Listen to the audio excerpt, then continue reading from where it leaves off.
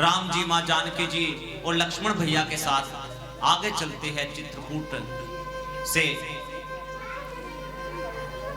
शरभंग ऋषि जी से मिले, सुतीक्ष्ण जी को गति दी, बीच में अस्थियों का समूह दिखाई दिया। अत्रि मुनि से भी वार्तालाप भई। अनसुईया जी ने वस्त्र आभूषण दिए मां जानकी जी को, जो कभी मलिन नहीं होंगे। आगे फिर जाकर के सुतीक्ष्ण जी से मिले, सुतीक्ष्ण जी को सद्गति प्राप्त भई। उसके उपरांत शरभंग ऋषि से मिले, बीच में अस्थियों का समूह दिखाई दिया। ऋषि मुनियों से राम जी पूछने लगे कि ये अस्थियां कैसे है बीच में। ऋषि मुनियों ने कहा कि ये सब निशाचरों ने ऋषि महात्माओं को खा करके उनकी अस्थियों के ढेर बनाए हुए हैं। राम जी ने अपने दोनों भुजाओं को उठाया और प्रण करके कहने लगे कि मैं प्रण करता हूं कि इस पृथ्वी से निशाचरों का अंत कर दूंगा। आगे फिर पहुंचे हैं वाल्मीकि ऋषि से वार्तालाप करके आगे पंचवटी पहुंचे। पंचवटी में यहां पर लक्ष्मण भैया ने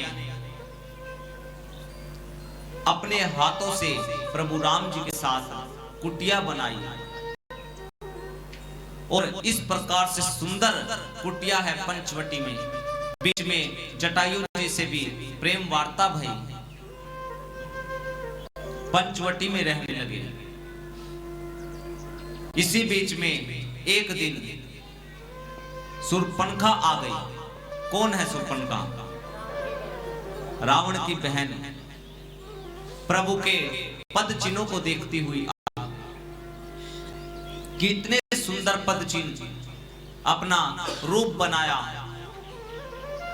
क्या रूप बनाया? सुंदर सा रूप बनाया और पहुंचे राघव जी के पास। क्या कहने लगे?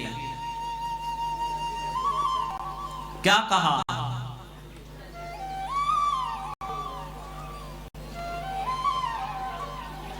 तुम सम पुरुष नमो सम नारी, यह संजोग विधि रचा विचारी। कहने लगे कि तुम्हारे समान पुरुष नहीं, मेरे समान नारी नहीं, 3 लोक 14 भुवन में ऐसा कोई है नहीं हमारे जैसा। ये सब संजोग है, हम मिले नहीं, मिलाए हैं। किसने मिलाया है? ब्रह्मा जी ने मिलाया है। और किसने मिलाया है? शादी के लिए मिलाया है। वैसे तो तुम भी मेरे लायक 100% नहीं हो, केवल 50% हो, फिर भी मैं काम चला लूं। अब राम जी देखे कि बड़ी सुंदर है, अपने लिए खुद ही दूल्हा ढूंढ रही है, बहुत सुंदर, काम चला लूंगी। अब राम जी ने कहा कि एक काम करो, मेरी तो रजिस्ट्री पक्की हो गई है, ये मेरी प्रियतमा सीता जी है। एक काम करो, वो कुमार है, मेरे भाई लक्ष्मण हैं, कुमार हैं, कुंवारे हैं अभी। यहाँ पर बहुत से भक्तजन कहते हैं कि यहाँ राम जी ने झूठ क्यों बोला। यहाँ पर शूर्पणखा स्वयं झूठ बोल रही है। शूर्पणखा के पति है, क्या नाम है?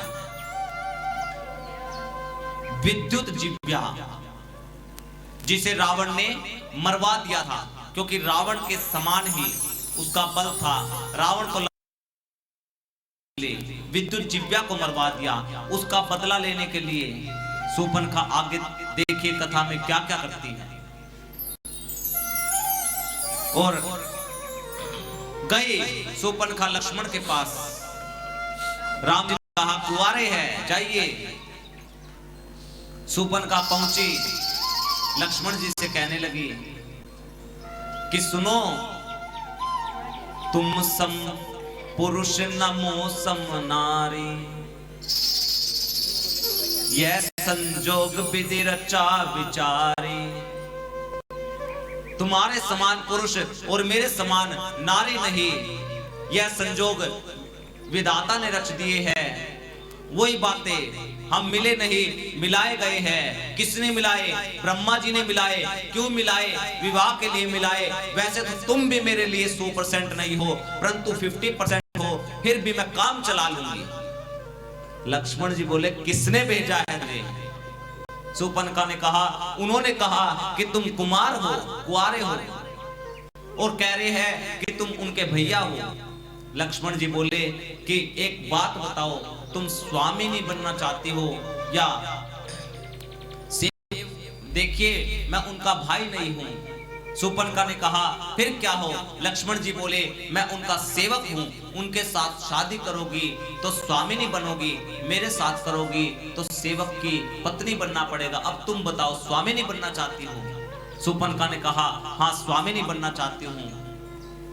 तब शूर्पणखा से कहने लगे लक्ष्मण कि जाओ वहीं चली जाओ उल्टी। शूर्पणखा का पेंडुलम बना दिया, कभी इधर कभी उधर।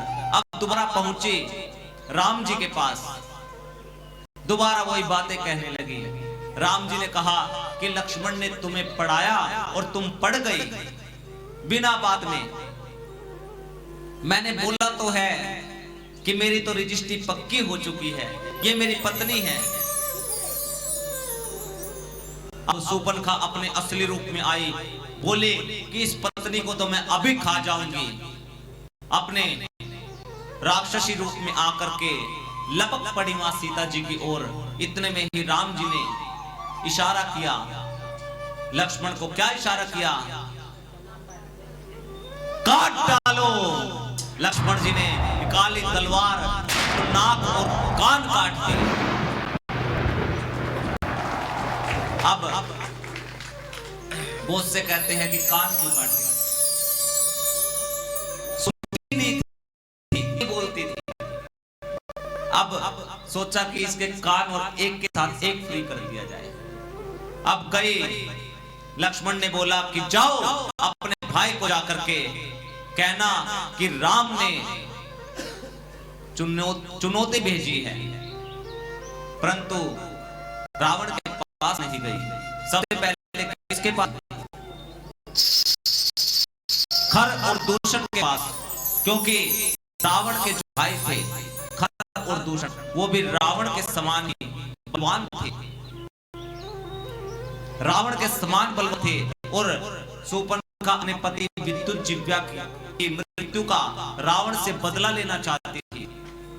तो शूर्पणखा ने सोचा, यदि खर और दूषण मार दिया तो मैं समझूंगी कि ये रावण को भी मार सकते हैं। पहले गई खरदूषण के पास, पहुंचे खरदूषण के पास। खरदूषण को बताया कि ऐसे ऐसे बहुत सुंदर नारी थी, मैं चाहती थी कि वो आपके यहाँ पर सेवा करे, परंतु वहां पर 2 पुरुष आए हुए हैं, उन्होंने मेरा ये हाल कर दिया।